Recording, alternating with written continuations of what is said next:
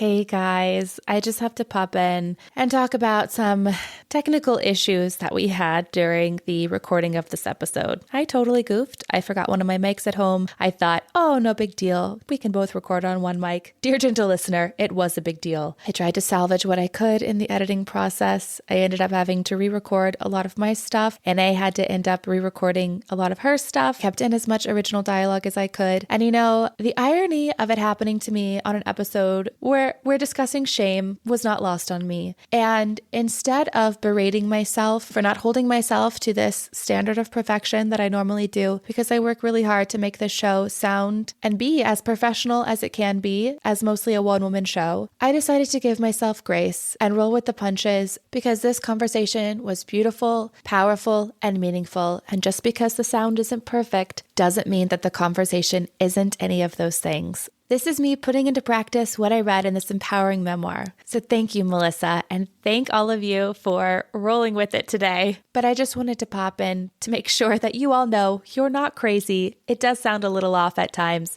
but it is what it is. Let's get to the episode.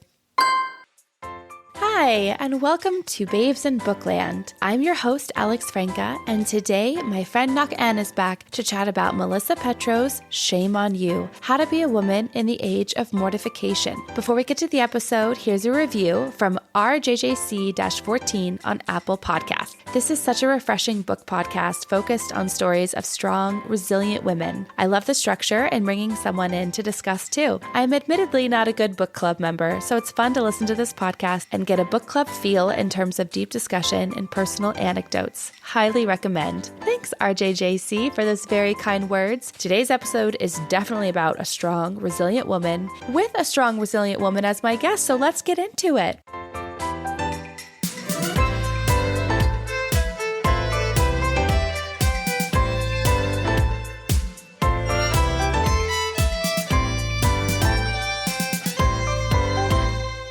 Hey, Yanae. Hi, Alex. What did you think of Shame on You? I think for me, there was a lot of things that were relatable. So I liked it more when she focused on her own personal experiences and when she brought in the stories of other women, because you do feel a sense of community. Also, just having you evaluate yourself and check in with your own feelings and reactions to other women at times. Yeah, I completely agree. Super well said. So as I said in the intro, this is Melissa Petro's memoir, but it's also a bit of a how-to. Melissa's hope is that she can help us first recognize how we women have been shamed throughout history as a tool to keep us subjugated, I think. And then second, she offers us ways to hopefully break out of the shame. The most important way, share our stories and experiences because shame breeds in silence. Full disclosure, Melissa slid into my DMs, Babes in Bookland Pod on Instagram if anybody wants to give us a follow, and asked if I'd be interested in discussing her book on the podcast. I said I needed to read it first, and so Nicole at Penguin Random House sent me and you and a copy to check out, and after reading it, we both felt that it was really right for the show. So thank you, Melissa and Nicole, for facilitating. I loved reading about Melissa's personal journey, and I appreciated how she gave so much space and value to other women's stories and voices and experiences in her own book to further validate this universal feeling and universal need to buck its hold on us. And I do need to say, Melissa gives so much more detail and expert testimony into what shame is, how it manifests in our bodies, our responses to it, and then later how to strengthen our shame resilience. So I really encourage listeners to check her book out for those aspects, because today we're really going to focus mostly on Melissa's journey. That's the MO of the podcast, but we'll sprinkle some of those other things in. Okay, let's just get into the episode because we have a lot to discuss. Sounds good to me. Shame on You was published in 2024, and this is Melissa's dedication for Molly. Okay, so before we dive deeper, let's give a little background on who Melissa is. Do you remember hearing her story? Like, had you heard of her? No, I hadn't. Yeah, I think we were both just a little too young to be paying attention. But in September 2007, Melissa wrote an article for the Huffington Post titled Thoughts from a Former Craigslist Sex Worker. I'll link it in the show notes. And because of this article, she's pretty much forced to resign from her position as an art teacher at an elementary school in the Bronx. And as part of her settlement, she can also no longer seek employment in the city's public schools again. She also settles to maintain her unemployment insurance. But she refuses to feel ashamed, though the media tries to shame her up and down. And she refuses to feel embarrassed of her past, saying that her past as a sex worker has no bearing on her ability to be a good teacher. And this is really the question here. Why can't women have pasts as sex workers or be doing sex work on the side, I guess, and also be good teachers and lawmakers, CEOs, mothers? Insert you name it here. She's written some great articles in response to all of this. We'll link those as well. And this book is really a marriage of her story, her standing up for herself and her character, and a well-researched look into basically what I said earlier. Yeah. So let's talk about shame, baby. Melissa writes, at its core, shame is an existential feeling of unworthiness and profound inadequacy. It's not just the fear that others will find you unlovable. It's a deep down fear that you don't deserve to be loved. Annie, what did you think of this definition? My immediate reaction is to identify it as guilt, but the shame, the deeper feeling of shame itself is, I definitely feel that a lot. I think that the whole deep feeling of being unworthy of love is, it's quite profound. So a lot of times I think that throughout the book, as I was reading it, then I had to kind of think about like linking feelings of guilt in the past. And I was kind of processing and kind of trying to think of like, does that really relate to shame itself, or does it relate to just the behaviors in that moment? So that's kind of part of what I was doing when I was reading the book as well. It kind of got me to think about that. Those two I tend to use synonymously, but I was like, okay, let's think about it as a separate thing, because sometimes you don't want to think about that. 1,000%. And for Melissa, she didn't feel guilty about being a sex worker, but she was shamed. And so I think when I thought about it specifically for her case, I was able to really make that distinction. But you're right. In everyday life, like these two go hand in hand. Like you're feeling guilty for maybe not doing the quote unquote right thing that you were taught to do. And then you feel ashamed about that. And then there's that thing where on top of feeling guilty, you feel guilty because you're feeling guilty about things that you're not supposed to be feeling guilty about. And you feel the shame in that. Yes, and you're just like, oh my God, it's like so the meta guilt, the meta shame. Yeah. I have to tell you, when I was reading this book and outlining it, I turned to my husband and I asked him, do you often feel shame in your life? And he was like, no. And I was like, yeah, that's it, isn't it? That's it. It is really something that feels inherent to existing as a woman. It really does. Yeah. And we try to shame men, and there are men out there who deserve to be shamed, but it's like, it doesn't stick most of the time. No, sometimes they be doubling down. So, yeah, it is a patriarchal society, no matter how you slice it. So in some ways, there are just institutions in place that will constantly reinforce those behaviors. So even though you're pointing it out, just to think about the human experience, nobody likes to feel negatively about how they're existing, or to feel like how you exist impacts someone else in such a negative way. So if at a surface level we can get by and not have to think about that stuff, and the society backs you up on that, it's kind of easier to live that way, which sometimes I wish I were a man, because it is easier that way. Yeah. But unfortunately, that's not how we exist, or at least especially me. Like, I feel like I'm an anxious person. So it's like constant mental load, constant thinking, spiraling out of something small. And then it leads to these big feelings that you're like, oh crap, it's actually this instead of this. But that amount of thinking and feeling processing is not something that's like encouraged in men anyway. So it's like, never really had to do it. So I don't know. Yeah, totally. She writes this about shame versus guilt. Guilt is the not great feeling you get when you've done something wrong, whereas shame is a global feeling of wrongness. It is less about what you've done as it is an indictment of who you are. And yeah, it just feels personal sometimes, right? And it feels like as women, our character flaws are pointed out to us time and time again. And I don't know, like men don't even have character flaws sometimes, it feels like. You know what I mean? Because even like when we're assertive, no, we're bitchy. Yeah. When a man's assertive, like that's a strength. Yeah. And she does write a lot about the systemic issues and gives a lot of proof as to why we feel this way, but that it really comes down to us as individuals and then as a collective to do the work, to unburden ourselves. But the first step is, okay, why do we feel this shame? And where does that come from? And I think a lot of it stems from the idea that as little girls, we are raised to be perfect. There's this perfect idea or standard of what it is to be a good woman in the world. And I think we've been raging against that for a while, but I don't think boys are raised to be perfect. I think they're raised to push boundaries and be messy. And we're raised to reduce ourselves, to fall in line and follow the rules. And boys are raised to thrive, to explore, to push boundaries, to make the rules.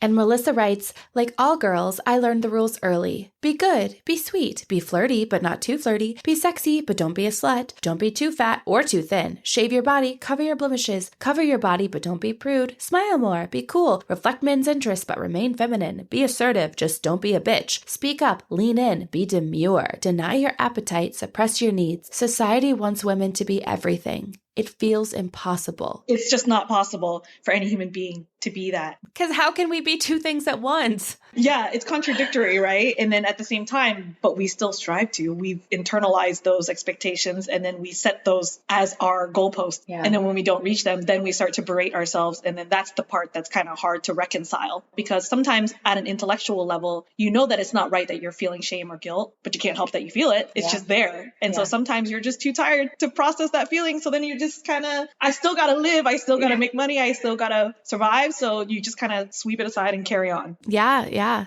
Do you feel like you were raised to be a good girl? I'm sorry.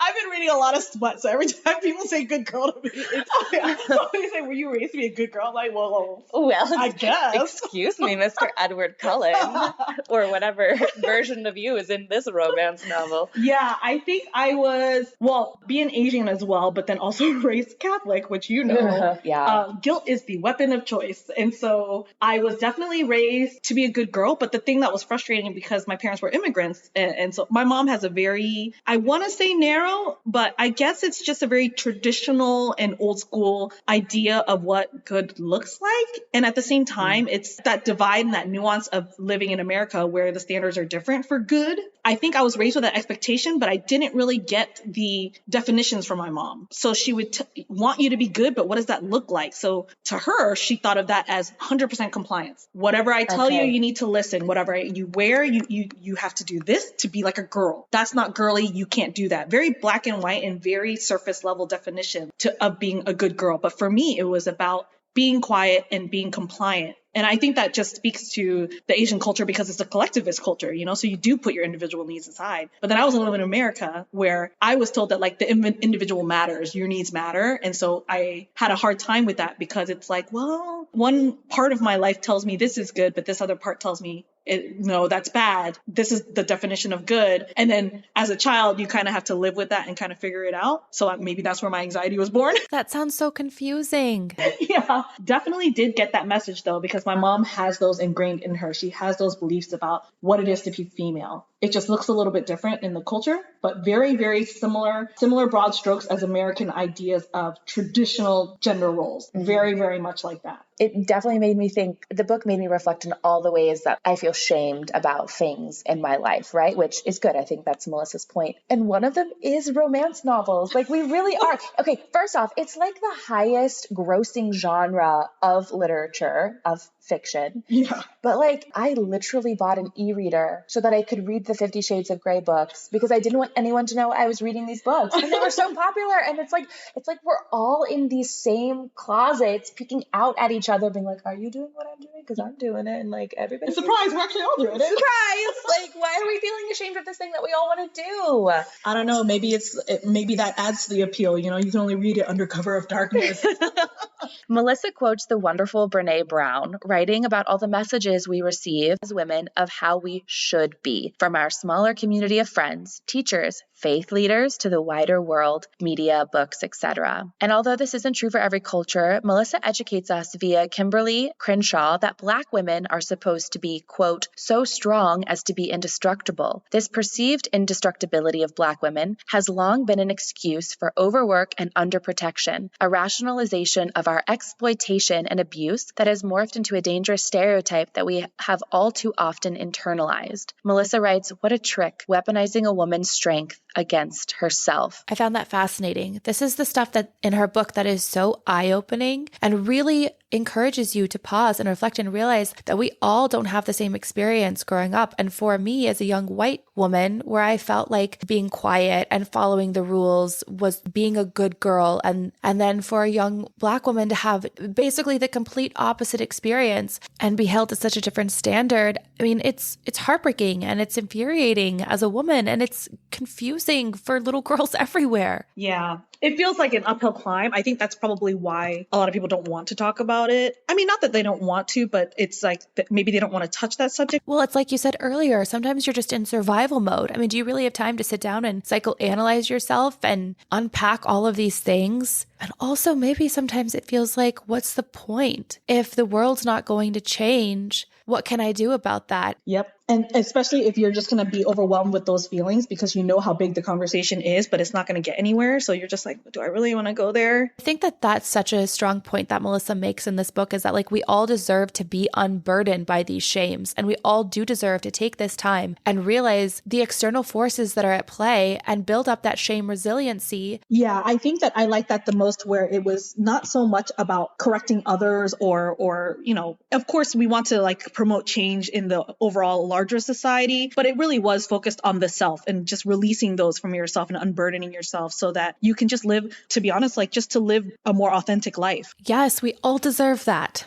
Okay, Anna, where do you feel shame the most in your life? I don't know. I feel like a lot of shame for me when I was younger, it was more for my appearance, like looking a certain way. You know, you have to weigh a certain way. So I got that message of, you know, you have to be thin, but you can't be too thin. And then you have to have curves and blah, blah, blah. So yeah, I didn't feel like I fit into that. My guilt and shame for some reason has a lot to do with my identity as a working individual. So maybe that just comes down to, I don't know, I was brainwashed at some point in my life because I feel like I never learned these lessons in a straightforward kind of overt way. I wasn't taught in a, directly to be, you have to be a good worker. Maybe it's a cultural thing where we want to be productive, and the Asian culture, I feel like, is very utilitarian. So I feel like as a productive individual, that's where sometimes I feel shame. And maybe it's just honestly because it's just exposure, because I'm just there most of the time. I spend most of my day at work. And so maybe I just feel it most prevalently there, sort of having this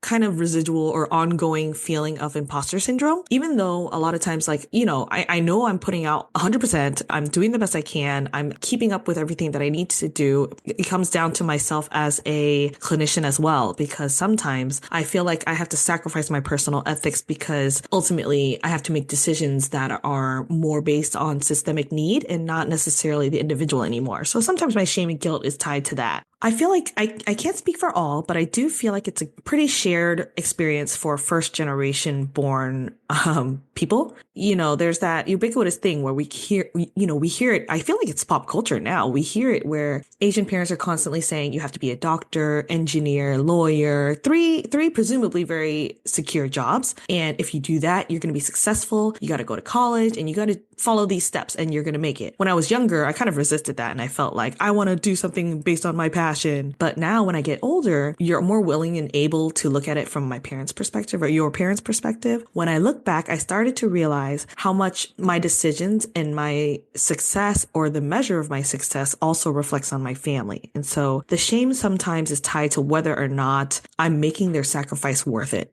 Did your mom ever say anything like, make my sacrifice worth it? No, not at all. Yeah. Yeah. But I think it was just very common because she talks about this in her book as well. Just the idea of comparison. I don't know if that's a universal experience for women, because it kind of sounds nice that it is, because I felt like it was just my mom.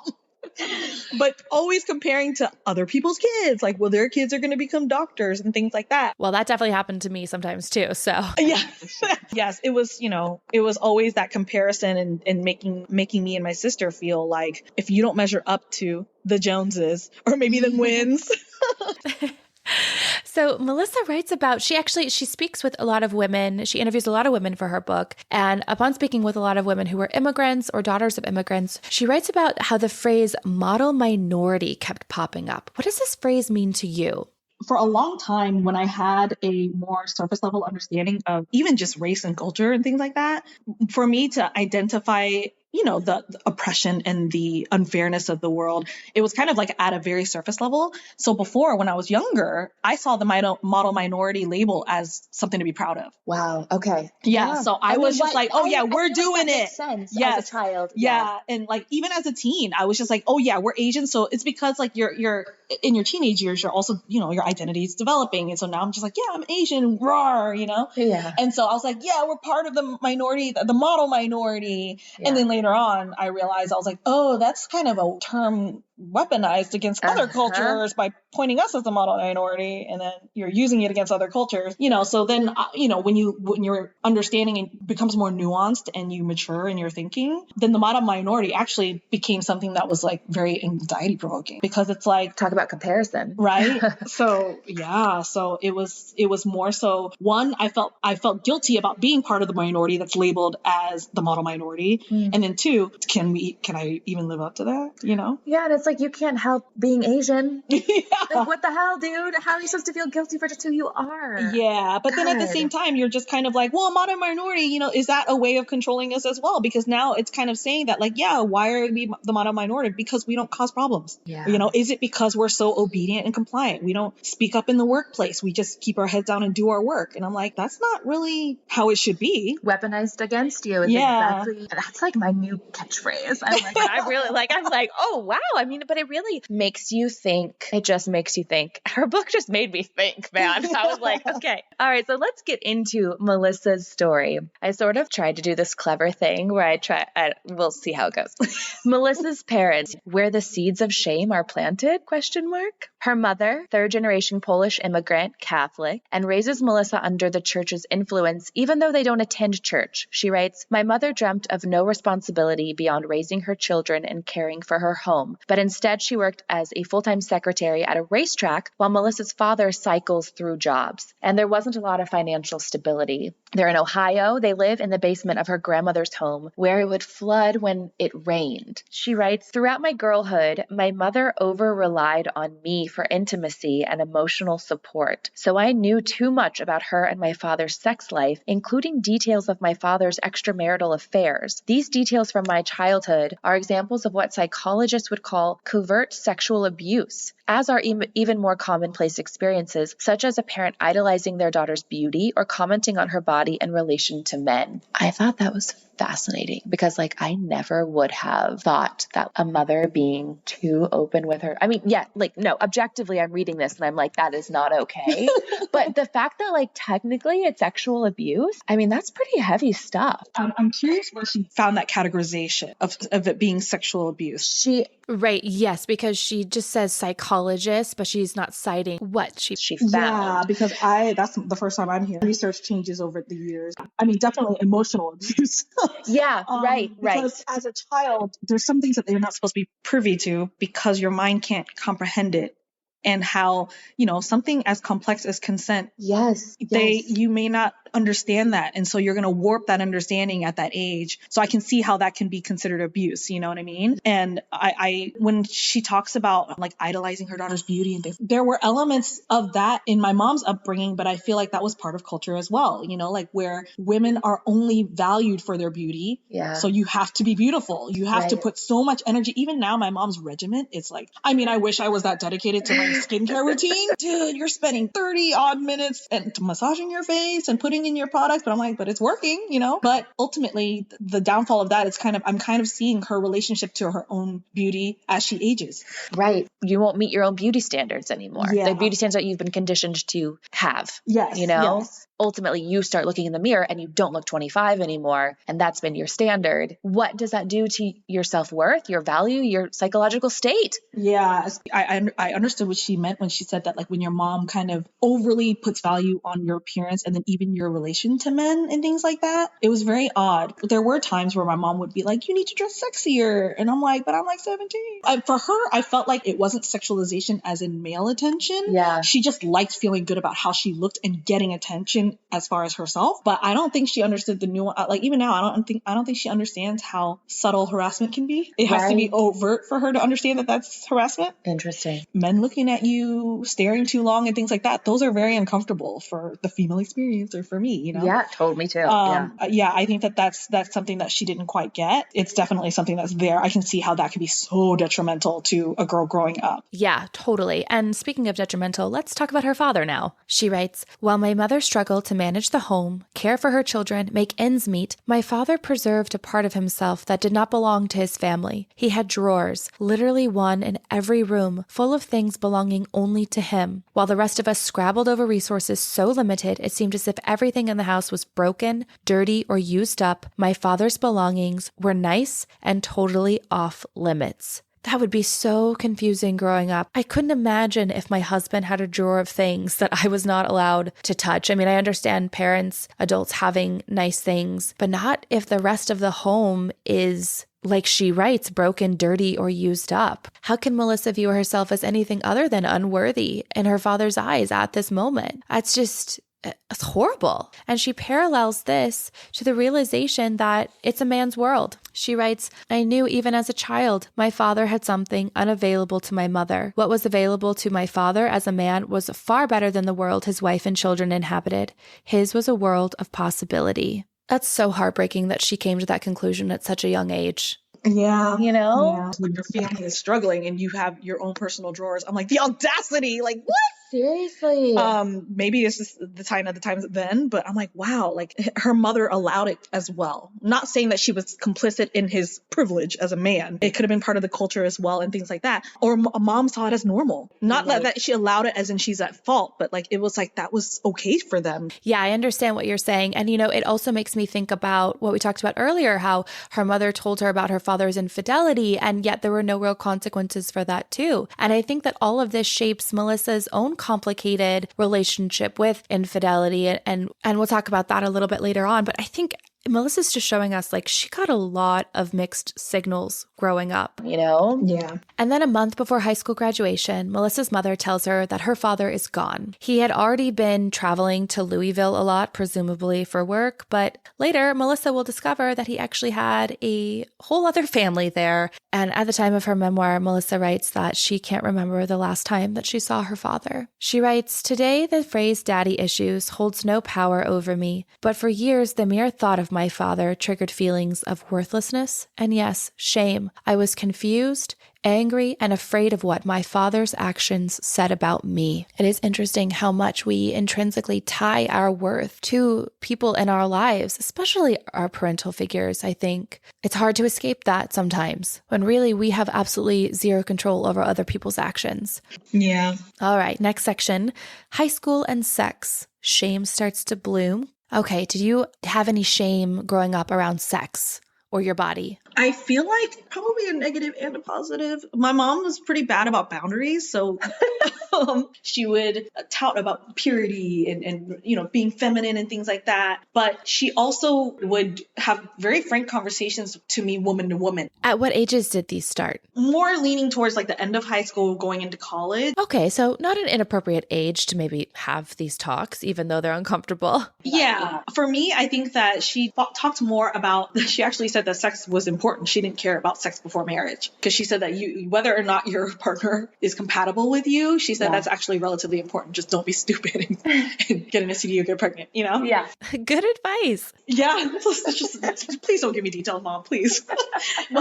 but yeah, she that actually kind of went against the Catholic belief. So that kind of was weird for me. The Catholic teachings themselves are all about like, there's that dichotomy of like either marry or marry, like the pure one versus the prostitute. Which Mary are you? Mary Magdalene or Virgin Mary? Yeah. I think that like for me personally, because I was actually volunteering at the church and teaching CCE, then it actually kind of reinforced that feeling of guilt about that. But I think I wasn't comfortable enough in my skin to even worry about sex at that age. So I was actually more shamed and felt guilty and awkward about my appearance more so. So then sex was not even on my mind because I'm like, it ain't happening for me. Yeah, my mom was also really open about sex. I think I was a bit younger. I have a lot of embarrassed feelings tied into that. And then also because I was being raised in the church, just these feelings of shame surrounding sex and sexual experiences and sexual desire. Wow. Yeah. That needs to be unpacked in therapy. No, I mean, now it's okay. So I think we're okay. But like, I'm like in awe of women like Melissa who are just so confident in their bodies and view sex as this beautiful, powerful tool as opposed to this thing that you're supposed to be ashamed of unless it's in like the very right circumstances, Yeah. She does a pretty good job chronicling what it took took to get there and feel that way about it, because she had her inner turmoils and certain things and aspects of it. I don't know. I don't know when society became the narrative that women can't enjoy the pleasures of the flesh. The men's pleasure definitely takes precedence, right? Because men have to climax in order to procreate. And I think women's pleasure being equal or as important has been a more recent conversation, like in the grand scheme of things. Yeah. Okay, so speaking about women's pleasure, let's talk about this first sexual experience that Melissa writes about, this out-of-body experience where she will ultimately come to the conclusion that her pleasure is not as important as her partner's pleasure. She's 14 and she writes this: "Do you remember what it was like to be a girl and those moments when girlhood was becoming something you were desperate to shake off, like how a butterfly must feel when they are breaking free from their cocoon, if butterflies were somehow embarrassed by the fact that they used to look like worms?" I love that. I was like, yeah, that's kind of it. Exactly. So she writes about kissing this boy in the woods and how she feels scared as he pushes up her bra and exposes her breasts. And like, she kind of knew him, but like didn't. It's all moving fast for her. He tells her not to be scared. They don't have sex, but he ends up going down on her. And she writes, "I was not in my body at this moment. I was in my confusion, ambivalent over what was happening to my body. It was happening to me, but I was not in control." Though she does say she quote, "wouldn't have described the experience as anything other than consensual. That night, as she lays in bed, a new emotion emerges in her chest." And I thought that was so interesting and she captured it so well, because it's like your first sexual experience is so confusing. You don't know what your boundaries are. You don't know where your boundaries are supposed to be. That's sort of what you're figuring out. You don't really know what you're comfortable with, but you're comfortable with this thing. You're in your mind, you're in your body. Things are feeling good. Things are confusing and scary. Yeah. And you just really hope that those experiences are with someone who wants to take care of you. It's so funny.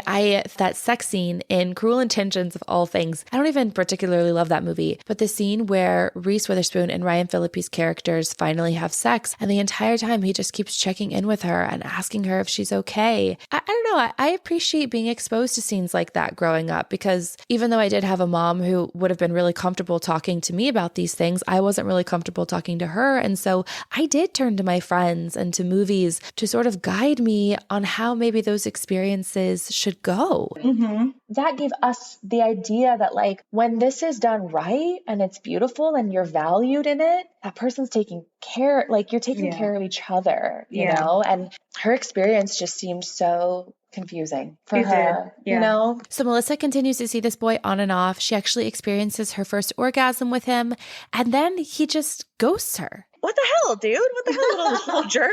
She writes, "My encounter with Charlie, the boy, set off a craving. Ravenous for approval, I learned to put my own partner's desires first. The only pleasure I came to expect would result from pleasing whatever boy I found myself with. I sought out sexual intimacy, even as every encounter left me feeling more and more devalued, dirtied, and detached from my body." So like I said before, it feels like here's where she learns that her pleasure is not important, unnecessary, and it's all about the men. And you know, I would come to those conclusions too. If this boy ghosts me after giving me an orgasm, I would think, oh, because maybe I didn't give him an orgasm, I'm not good enough. Yeah. Her junior year of high school, she meets Rick. He's a good Catholic boy whose family said grace at the dinner table, who kissed her politely for their first kiss, and who could, quote, "look my mother in the eye." Not a bad thing to want in a partner.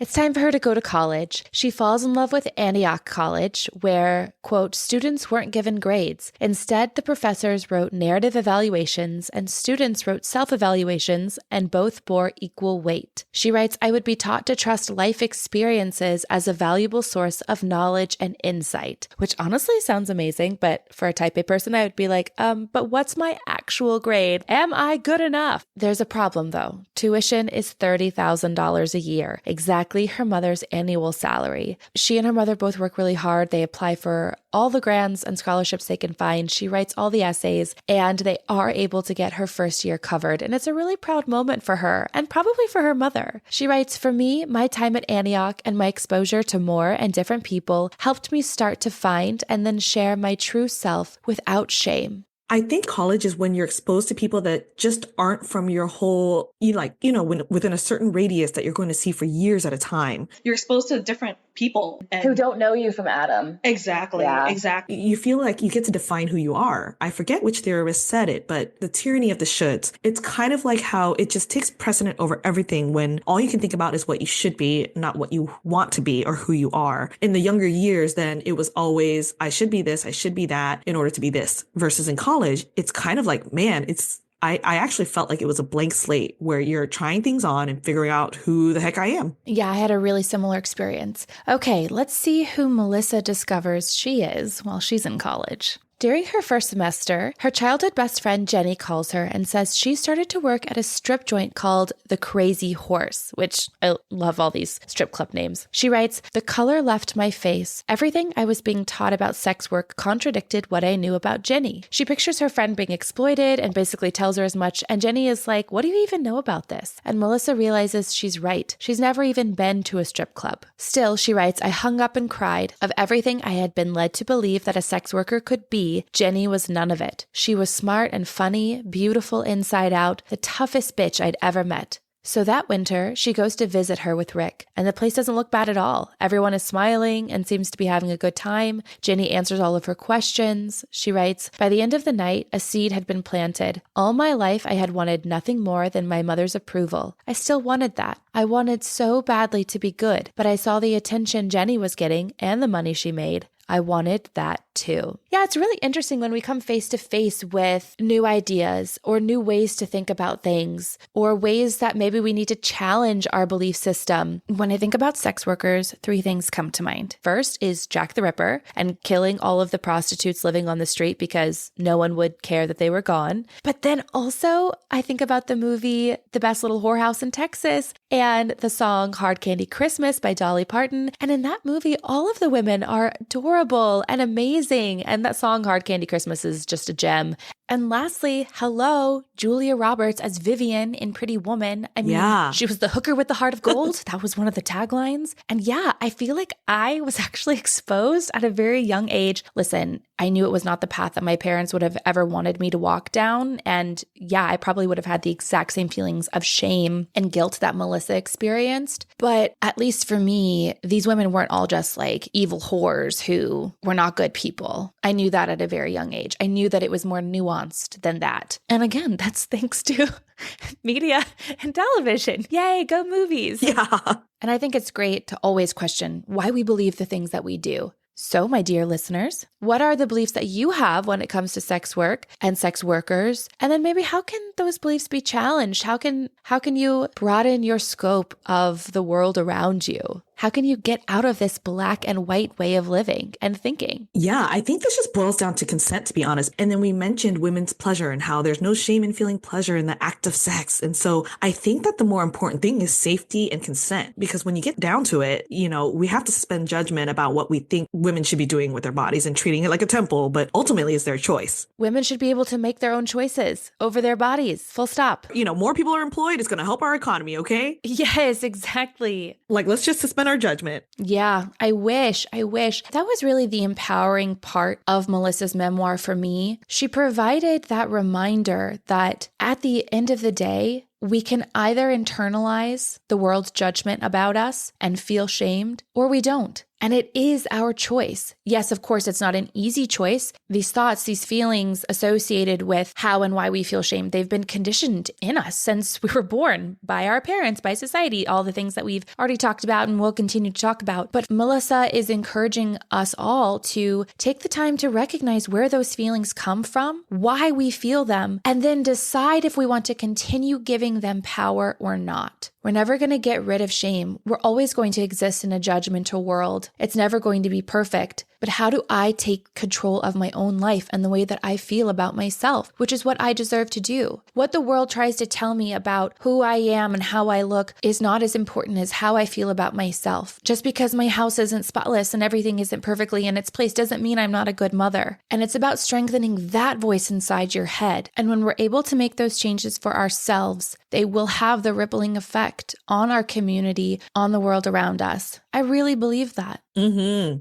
Okay, so how does Melissa do that? Let's continue talking about her journey and we will get there. So Antioch has cooperative education, where students alternated academic terms on campus with terms of work or volunteer experience anywhere in the world. Melissa chooses to go to Mexico to volunteer at a preschool for indigenous street children. She's 19, and this is her first time out of the States. She's chosen to work at a location not on the college's pre-approved list, so she's responsible for arranging all the details on her own. Her housing falls through, then her credit card is declined. She's like, okay, something is going to happen now. And it did. She goes to a tattoo shop to get a tattoo. And I loved it because that's such a college thing to do, to be like, oh, I'm all out of money. Let me go get a tattoo. Yep, sounds right. And she's telling her tattoo artist all about her predicament. He asks her if she wants to make some extra cash. And she's like, yeah, I need to. And this is how she starts working at La Trampa. La Trampa, maybe? I don't know. She writes, when I first started working in the sex industry, I had no sense that my decision would have any real, far-reaching effects on my life. I felt as if I'd discovered a seemingly unending source of power and autonomy, relating in part to my newfound ability to make money, and lots of it, anywhere in the world. She continues, I had no reason to feel ashamed, and I didn't. Not yet, not really. But from the very start, I was haunted by the fear of what people thought, terrified by the threat of disconnection. So she's in this really weird place where she's feeling empowered and good and sexy, but she knows that other people will not accept it, especially the important people in her life. And that's got to be a really confusing thing. Yeah. She continues, I've met lots of women, including sex workers, who feel no shame about their sexual histories. Instead, they're terribly embarrassed by the size of their hands or the condition of their car. Someone told me that their greatest shame was that their father committed suicide before they were born. And I think, how can you be ashamed of that? But I knew the answer. Everyone's shame triggers are different. So she's working at La Trampa, she's making money, she's having a good time, but she does not tell her mom. Instead, she tells her that she's making some extra cash babysitting. She writes, I remember the feeling in my stomach, a sort of charged up sensation I couldn't name at the time. I can never tell her the truth. Whore is the ultimate unwanted identity. And that's true. We've been conditioned to believe that from the word go. I mean, that term slut shaming. There aren't the equivalent of these words for men. There just aren't. You know, I guess we can call men whores and sluts as well, but like it doesn't have the same sting as it does for women. She continues, from the very start, I avoided thinking too deeply about the choices I was making, including my decision to lie. By not telling my mom or Rick, I thought I could escape judgment and shame. A few weeks after she started work, she's taken off the schedule. She tries to find other work, but the clubs get seedier and seedier, and finally she just decides to use up her money on a ticket for her mom to come visit her. They play tourist, and then they go home. And when she gets home, everything feels different. She feels changed. She thought she could flee Mexico and what she did there and the, quote, shame there. But it doesn't work like that. She writes, something kept drawing me back in. I was fighting with myself. I was fighting in my head with everyone who'd have told me what I was doing was wrong. Because it doesn't feel wrong to her. It feels powerful. Is this a good thing? Because it makes me feel good, but yet I'm told it's not good. Like, what's going on here? Who's making the rules here? Exactly. Who makes the rules? She and Rick moved to Cincinnati, where he's going to school, and she's working nights as a hospital advocate for a rape crisis center nearby in Kentucky. She convinces Rick to let her drop him off for school and use their one car during the day, and she starts working at Leroy's Topless Cabaret, where she can kind of pop in and out and make a few $100 during a 4-hour shift. Of course, she doesn't tell Rick about any of this. She writes, sex work didn't begin for me as a political statement. I started stripping because I needed the money, and the fact that I enjoyed the work and wanted to keep doing it long after I needed to only confused me. When I thought of my mom, I felt angry. I felt sad. I felt guilty. I felt trapped, like whatever room I was in was losing air. I felt panic. She knows her mother would not approve of what she's doing, and so she pushes her away. She stops writing and calling her as often. And that sucks. You know, even when we feel like we're old enough, we no longer need our parents' approval, there's always that part of you that wants to make your parent proud. And she knows she's not doing that. That's a really hard battle that she has waging inside of herself. You know, you've always been really vocal about the expectations put on you. You spoke about that earlier in the episode and how you haven't always risen to the expectations put on you by your parents. Has that battle ever waged inside of you? I think that because every choice I made kind of went against what my mom wanted or expected, I never, well, okay, I can't say never, but I didn't consciously feel like I sought my mom's approval. So I actually had that feeling relatively early on because I had made up my mind that what she believes is not what I believe, period. So I'm not going to follow that. I'm still going to obey her where I can because I want peace in the household. So I was very much the compliant child, as in, I didn't get in trouble and things like that, but I'm still going to do what I do because my parents aren't there to watch me, like latchkey kids. No guilt, no shame. It wasn't like it was my own personal statement, it wasn't me like, yeah, I'm going to stick it to my mom and do what I want just because. It's almost like I already knew I couldn't live up to what she wanted anyway. And I think as a kid, I had a lot of anxiety and depression. So I knew that I just couldn't do it anyway. So I kind of gave up. I think the thing is, I don't seek my parents' approval in the sense of my choices because my choices led me to where I am and I'm happy where I am, so I couldn't imagine being what they wanted me to be because I know I would be profoundly unhappy. And so, for example, like marrying someone, right? If she could curate a man for me and choose, I would be so unhappy because it's not for me. I really don't know. I don't think she knows me well enough to really choose a partner for me. I think that tying back the whole thing of wanting them to feel like their struggle was worth it and their sacrifice was worth it. I didn't necessarily want their approval, but I still wanted them to be proud of me. You know what I mean? So I think that's the part I struggle with. It's not necessarily doing what you want me to do, but for me, it was like I had to struggle to have the equal amount of success had I gone down the path they wanted me to prove that by my choices, I've made it. There are multiple paths to the same destination. So that's the part I struggle with sometimes because I feel like I'm not quite at the monetary success that they would want, but I'm kind of like, I have to be okay with that though, because I want to remind myself that I'm happy where I'm at. I just want them to be proud of me. Has your mom ever said she's proud of you? No, of course not. That's not in the Asian language. This reminds me, I read this thing a few years ago before I became a parent, but it stuck with me as something that I wanted to do and wanted to add to my parenting philosophy one day. This person was writing about how they grew up in a household where they were never told by their parents that they were proud of him. And he never really heard good things out of their mouths, only criticism. And so he wanted to make a conscious effort to break that cycle. And he wanted his kids to know how proud he was of them. And he decided that one way that he wanted to do it was to actually kind of compliment them behind their backs. So he talked about how he and his partner would stand in the hallway outside of his kid's room and, be like, oh my gosh, blah, blah, blah was so great today. Like, I'm so proud of him, as opposed to just saying it overtly to his face. And I thought that that was just so cute and sweet. And there is something about overhearing a compliment because it feels like that person doesn't have to be saying it. Like there's that extra added jolt of love or recognition because they're not saying it to you, they're saying it to someone else. And so like I said, I implement that with my husband. We always like to talk good about our kids when they can hear us. Even when they can't hear us, I mean, we genuinely are in awe of them and proud of them. But I just thought that was really cool. So I wanted to share that in case anybody out there is looking for new ways to cultivate confident kids. And I'm always looking for great ways. So if you have something, please share it with us on Instagram, DM us at Babes in Bookland Pod on Instagram, or email me. I love finding those just really easy ways to let your children know that they are loved and that they have value, and build that voice inside their head that will lead them through the hard times later in life. I feel like this might be more authentic to me as a person because I can be pretty old school in that sense where I'm not a fan of participation trophies and things like that. So it would be very contrived and unnatural for me to just outwardly praise my son all the time when I'm like, okay, you didn't really do that much. Like, you drew a picture. Okay, it looks like a worm. But I think it's such a cute idea. But I'm working on this. This is, my self-improvement journey. This is my breaking the cycle journey. I love that. Let's get back to Melissa.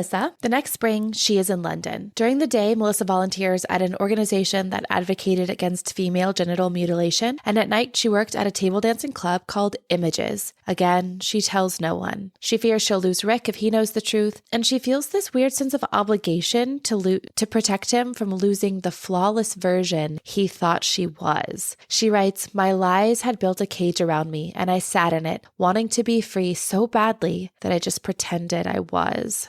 Then one afternoon, she gets an email from her mom. Subject line, "You're dancing." And the email is horrible, a gut punch. Melissa writes, "She said she was humiliated. I know you're stripping," she said. I am not a stupid or naive woman. This is all my fault, it went on. She compared my having lied about my job to my father's adultery. She said it made her want to puke. Melissa continues, the fear, distrust, and isolation I had already begun to experience as an individual working in the sex industry was compounded. My sense of self was shattered, my sense of trust in my mother destroyed. At the time, I pushed the thought of all this away. I needed to believe she still loved me, that I was still lovable, in spite of what I'd become.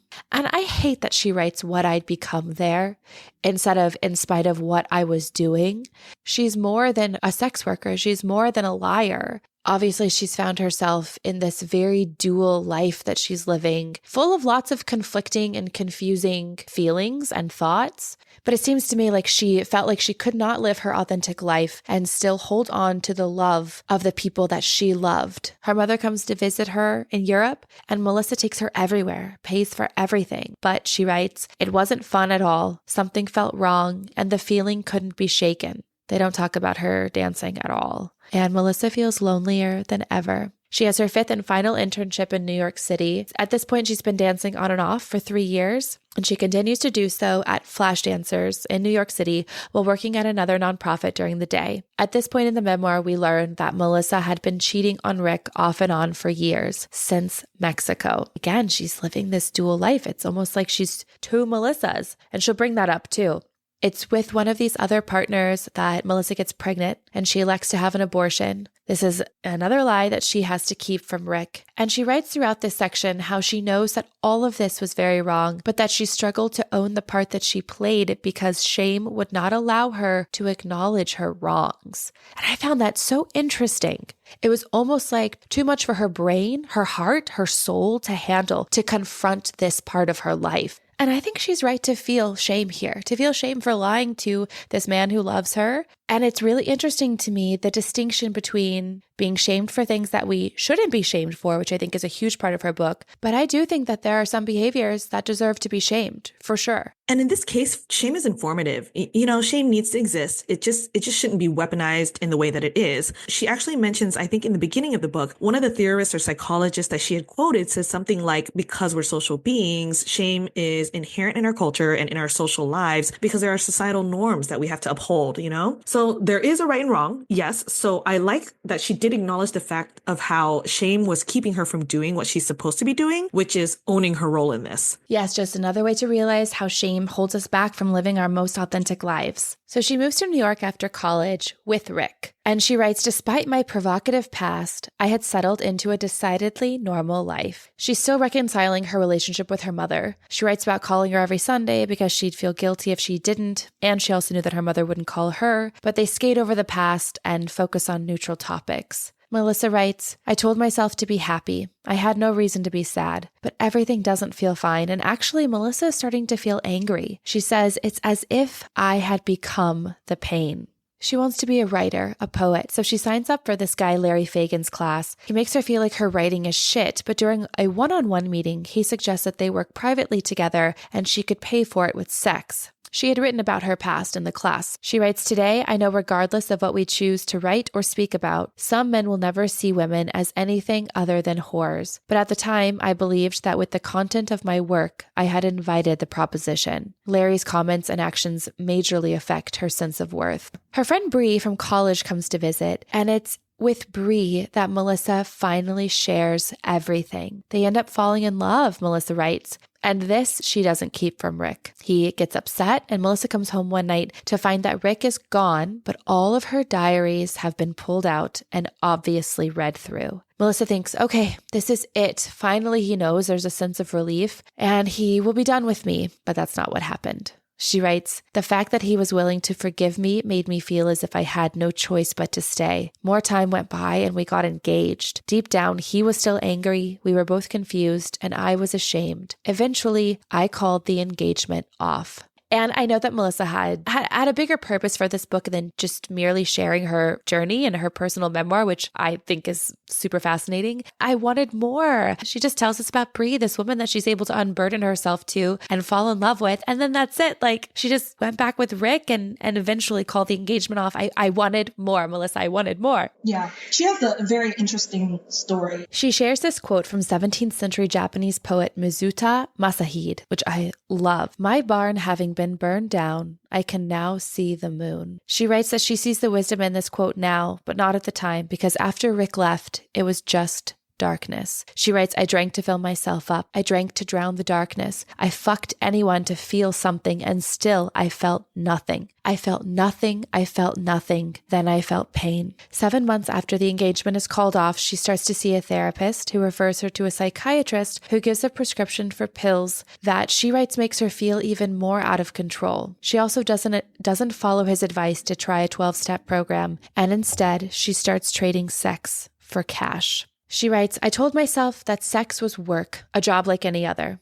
So what if I enjoyed it? The truth is, I didn't enjoy it as much as it offered a feeling of relief. When I wasn't working, I felt fragile, stressed out, or depressed. So she sells sex online for about 3 months. Then she does finally attend a 12-step program. This is about a year after the initial suggestion. And she writes, this was my moment of grace. She continues, in recovery, I was offered an opportunity to live by a new set of principles. Sobriety, I was taught, meant that I would have to learn to pass up instant gratification in exchange for the dreams and ambitions I had tossed aside. It was an opportunity to become just one person instead of two, the unlovable person I feared I was on the inside, and the I don't give a fuck person I presented to others. Both these versions of me were false. In recovery, they said I could become the woman I was meant to be, and I did.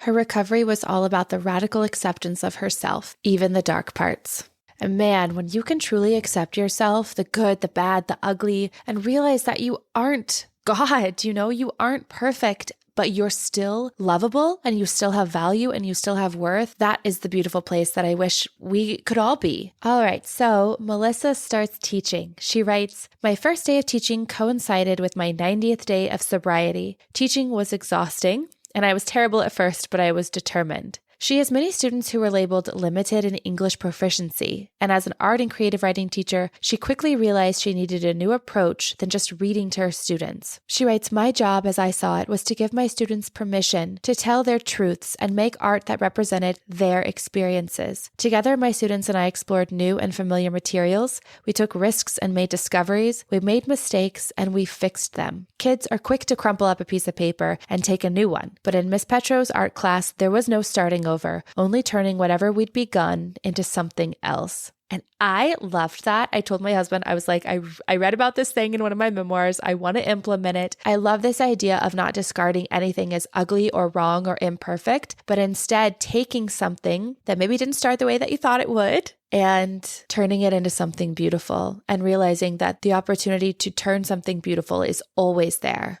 And she's finding herself more and more through her writing and through her sobriety journey and through her teaching. She has the opportunity to write an article for the Huffington Post criticizing online classifieds Craigslist founder Craig Newmark's decision to cave to political pressure to remove the erotic services section of the website. She writes, I'd used my firsthand experience selling sex on the platform to support my argument that not all women on Craigslist were underage or working for a pimp. And because I was also arguing that sex workers should be allowed a voice in the conversation about women's participation in the sex industry and be unashamed to speak for themselves, I signed my name to the piece. The New York Post picks up on this. They write an article titled, Bronx Teacher Admits I'm an Ex-Hooker. She's immediately banned from her classroom. She writes, the internet shaming was fast, intense, and seeming unending. There's so many stupid puns and titles. She's called a whore. She's deduced down. Her character questioned. She writes, I held my head up high, but I was also human. I was angry and confused. I was right, I believed. But then how could the world be so wrong? Part of her hopes that some good will come of this, draw traffic to the Huffington Post article, have people come to new realizations. But mostly it's just a fucking shitstorm of people laughing at her, calling her stupid, random men sending her dick pics. She writes, for a long time in my mind, I became exactly what the New York Post said I was,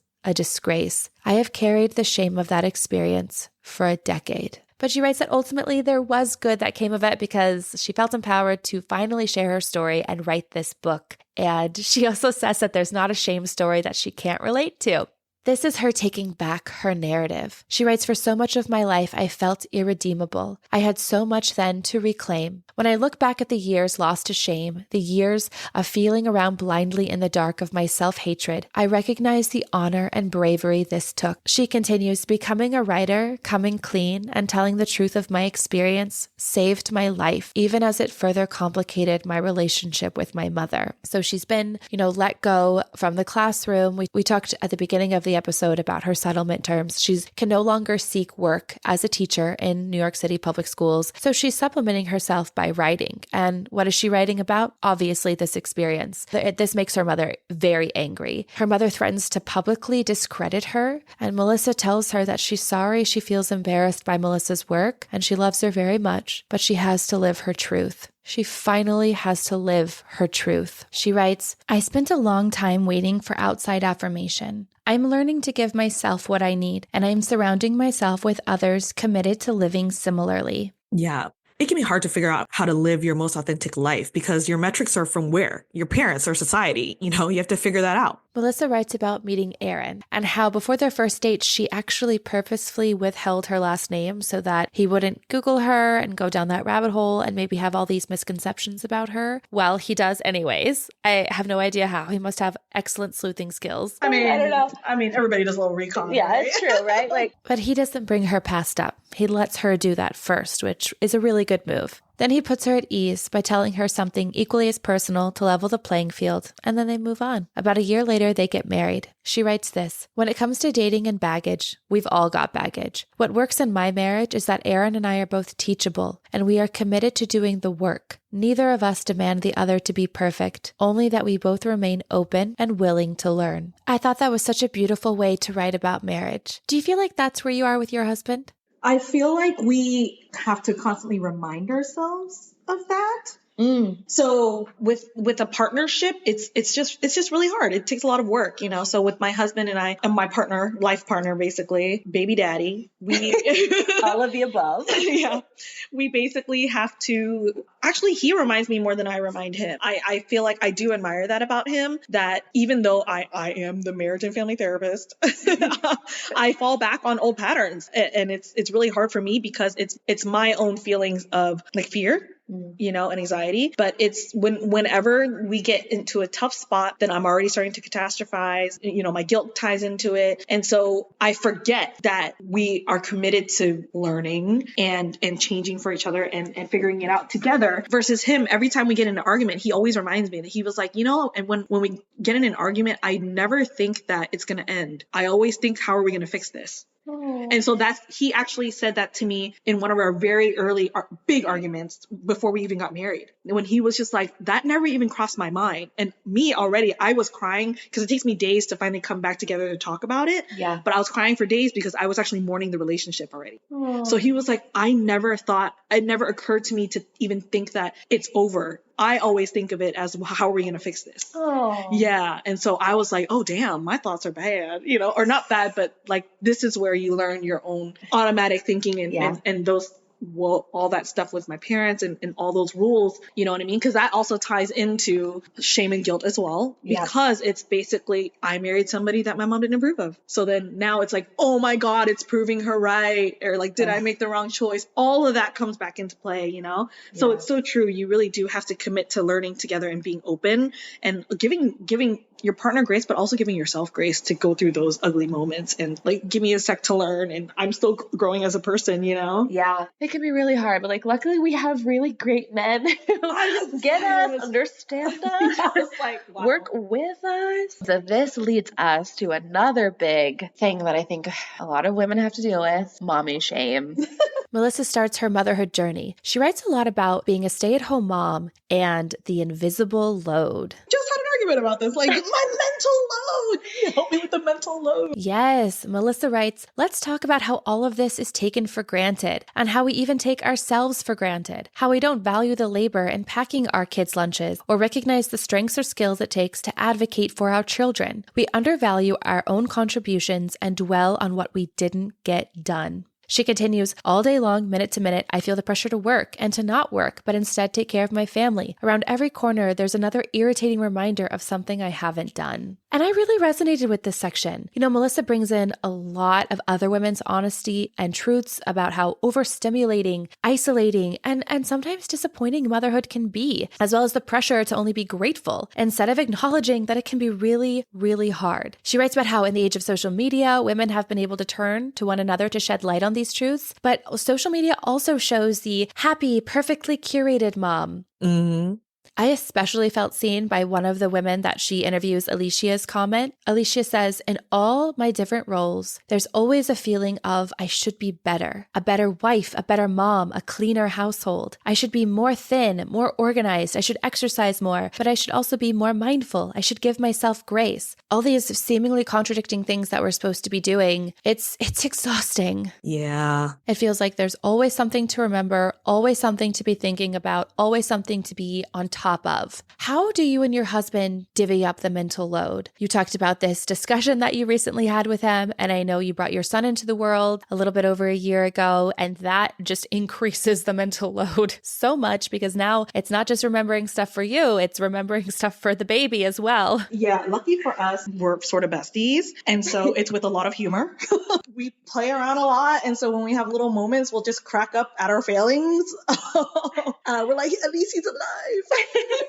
For me, like, I think the adjustment was hard, even prior to the first year, but like when he was born, I actually had already settled, my mindset had already settled, like, I'm going to be a childless woman. Okay. And so I'm reconciling that and I'm okay with it. So shout out to all the childless women. That does not make you any less of a woman, or women or trans women, you know what I mean? Yeah. It just makes the experience different. I am lucky that my partner is very involved. So even with that benefit and that privilege of having a person who's very aware of the responsibilities it requires, it's so freaking hard. Yeah. So we do not need that extra external judgment, please. Yeah. The mom shaming is real. Like, it's so crazy because you see so much on social media where it's a lot of really moms coming together, like sharing their experience and kind of laughing about sometimes you hate the job. Yeah. It's a thankless job and it's okay to be frustrated. It doesn't mean that that's not you as a mom. Okay. I'm just having a moment to make fun of this, but damn, those comments, people are, maybe you shouldn't have had kids. I'm like, you know what? You need to chill the fuck out. Totally. Like, you don't know. Yes. And anything. So, yeah. And so the thing is, it's like, even if you're, I do go through that guilt of, because now you're seeing the explosion, the development and things changing day by day. And so I already know that in my head, I'm already feeling like he's going to take his first steps at daycare and I'm going to fucking miss it.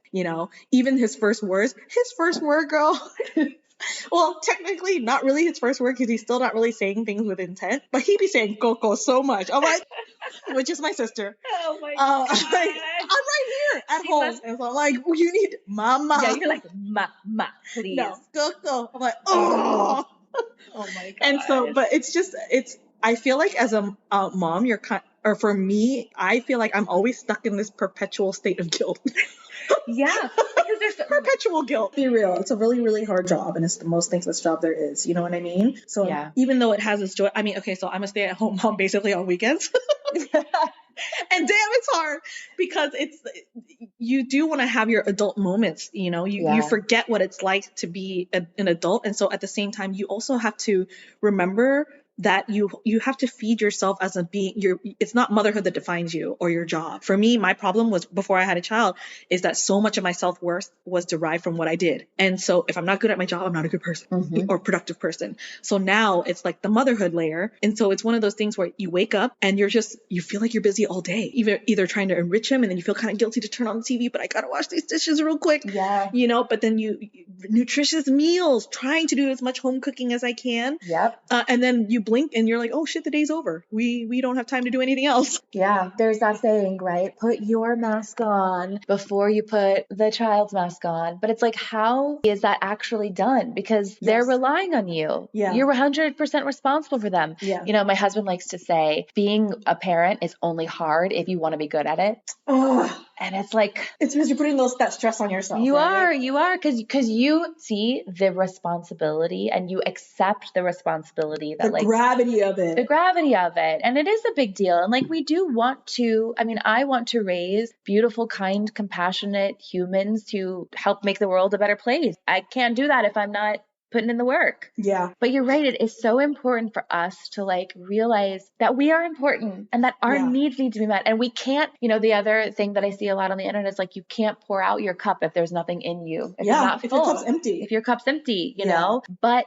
does our society reward that? I'm like you. I have an amazing, incredible partner who also realizes the responsibility and he loves it. He loves being a dad. And I feel shame about that. Am I not being a good enough mom? Because like, I don't want to be on the floor wrestling with my kids right now. Like, first off, my body is broken. Okay. Like, let's be real. And I don't know. What I was taught was a good mom is not necessarily the things that I want to do. Yeah. I don't want to sacrifice myself every single day. You feel the effects of that too, because I'm getting a taste of it now, because I feel like when you give everything there is to give and you have nothing left, man, that's another layer of guilt, because now I'm short with, when he cries, or there's little things that you no longer want to do because you just want to get it done quickly. Like just as simple as a feeding. I want to spoon feed him because I want him to eat in 20 minutes because we got to go somewhere. But then you're not giving him the opportunity to have his sensory experience of eating with his fingers and things like that, or you don't want him to get messy because you got to clean it up. Yes. And that's why, because I'm so freaking tired and I'm so drained. Yes. And so now you're not allowing him to really experience this world as a kid either. Sometimes you have to just let him be. But then I have nothing left. And so then I'll get frustrated easily. And I'm like, they can feel that energy. They can. So I'm like, I don't want to be that mom. Right. So sometimes I've actually told my husband this, where, we talked about the mental load and sometimes he forgets and he lets me do all these things because it comes natural to me and I'm good at it. But I broke down and I was crying to him and I was like, I know you think I'm good at these things and I think about everything, but I don't want to be that person. Yes. I do it because I feel like I can't rely on you to do it, or I have to, but I don't want to be that person because I'm a mess. Like when I'm able to knock out everything else, I'm a mess to get there. Yeah. And you know what? I don't want my daughter to see that that's what womanhood is. Yes. I So don't want true. her to see that. My husband and I started doing this thing where we encourage each other to tap out. And there are days where I tap out sometimes at like 5:30. So and sweet. he's like, I've got the kids, Yeah, and there are that's your times when he time. comes to me and he's like, I need 20 minutes. And I'm like, yes, go. It's just lovely to like be there for each other. And I just feel so lucky to have people like you in my life where we can just talk about this stuff and there is no shame and there is no judgment. And we can laugh about how hard it is and cry about how hard it is and cry about how fast it's all going and wish we could slow it down. And there's a lot of crying. But Melissa talks a lot about the community that she's found for herself at the end of the book. That was actually I think that was one of my favorite parts. I love this part so much. It's just, girlhood, womanhood. Yes, she writes, the love I feel for women keeps me alive. It nurtures compassion and reacquaints me with the love I feel for myself. Platonic love is where it's at. 100%. We have some great women in our lives, Yeah, we do. Before we get to the last section of her memoir, which is all about healing from shame and building resistance, I wanted to share one more quote from this section. She writes, "Moms don't want sentimentality, bunches of flowers, and brunch one day a year. We want legislative victories that protect our rights and afford us more freedoms." Amen. Okay, so how do we heal from shame and build that shame resilience? Melissa writes, telling our stories, returning to the body, feeling our truths, and developing critical awareness. It isn't about fighting shame, because when you fight a feeling, you're at war with yourself. Instead, freedom comes from getting quiet and curious and welcoming and accepting the feeling so as to allow it to pass. Only then can you turn the fight to the real enemy, the institutions weaponizing our perfectly natural emotions against us. Melissa really encourages journaling, getting those thoughts and feelings outside of you, the good, the bad, the ugly, the weird, the messy, so you can pause and reflect on them. Okay, why am I feeling this way? And can I give myself some grace? And communication. She writes, by reaching out and sharing our personal stories, however shameful, we develop a clearer sense of who we are and what we believe. And we create a world where others are equally emboldened to express who they are, understand how they feel, and ask for what they need. She continues, ultimately, to reconnect with the world and ourselves, we must connect with other women, even when it's hard. We must learn to love by loving. And I thought that was so beautiful, and it's so true. And she writes a lot about forgiveness. Like I said earlier, giving yourself grace. She writes, when I make a mistake as a mom, I model self-forgiveness. I teach my daughter by example that it's never too late to accept all parts of ourselves, including our shame. When I read this section, it was a bit of an aha moment for me, a key to really being able to teach my daughter that self-love is so important, self-forgiveness is so important, and that I'm not perfect, and I'm okay with that. And she doesn't have to be perfect either. Melissa also has this great section in the book where she writes about the culture of shame and writes about shamed women in our society by the media, the men who really do tend to get off scot-free. She brings up names like Amber Heard, Monica Lewinsky, Anita Hill, plus more, and she provides this guide that I loved, so I wanted to include it. She writes, when you encounter a story that makes you question your self-worth or the worth of another human, here are some questions you might ask. Is this story factual? How else could these facts be interpreted? What details are being left out? Who benefits from this narrative? And reflect on why you feel that way, maybe why you acted a certain way. And I really appreciated that checklist, that practical guide, a way to help critically think about certain situations. Yeah. Well, Ine, that is Melissa Petro's Shame on You, How to Be a Woman in the Age of Mortification. And, it is a how-to guide. Like I said earlier, gave you some little snippets of how it is a how-to guide. I feel like Melissa's book is not only a call for me, the individual reader, to find and let go of what I feel ashamed of or what triggers shame in me personally, but also an ask of all women for us to all be here for each other. Let's come together, connect, provide that safe, shame-free, judgment-free space for us to exercise all of our demons. 'Cause it's hard enough. Let's just be here for each other now, guys. Come on. I just encourage all of us to ask ourselves, how does shame hold me back from living the life that I want to live, that I deserve to live? I think this book was a really good reflection book in the sense of isolating shame from guilt and things like that. It did get me thinking about these things, and also having yourself check in with how you feel towards other women. That was a great part. Like if you have this thought, and this is something that's always present in my mind anyway, like in general, this is part of my overall growth as a human being. I always try to meet people where they're at. This is just, how I try to approach relationships. And then this was my approach in therapy anyway. I'm very much about you honoring your experience, and you are the expert in your life. But at the same time, you have to take responsibility for those things and also knowing yourself. And so I think that to be able to live an authentic life is the greatest blessing. And it's sad that not everybody gets to do that. I know that we come from a place of such privilege. We just having a career, having an education, having parents that love us, having a support system. Oh my God, shout out to the single moms, because I don't know how the hell they're doing it. Seriously, I also often think about single parents. They are amazing. Yeah, I feel like I definitely want to continue to create that kind of space, that kind of community for women, because we are our best allies. Exactly. Let's be compassionate with one another. Let's talk to one another. Let's listen to one another. Thank you, Ine, so much for doing this with me. Thank you, Alex. Very much. And we'll have you on the show again soon. Okay. Bye. Bye. Thanks for listening to Babes in Bookland. To access the full version of this episode, you can subscribe on Apple Podcasts or support us on Patreon. Visit babesinbookland.com for more information.